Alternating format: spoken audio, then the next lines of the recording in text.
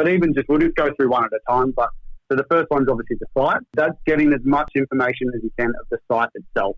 So that's going to include like site plans, floor plans, as-built drawings.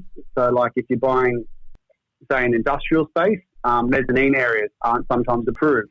So you want to see if they're approved, can you get the drawings of them. You can go down the rabbit hole as much as you want. You can go down to like parking schedules, so find out exactly what car parks you own in the complex, what inventory at that site do you own. Then there's all the council materials. So you've got council documents, body corporate reports. A big one I find is you really have to look into easements with commercial property. So the easements can be as simple as shared resources, or the one I find especially with retail and industrial are shared driveways.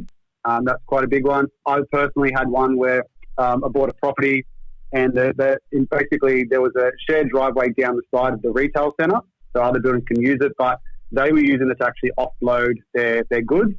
But where they parked it was at the outside of the emergency exit.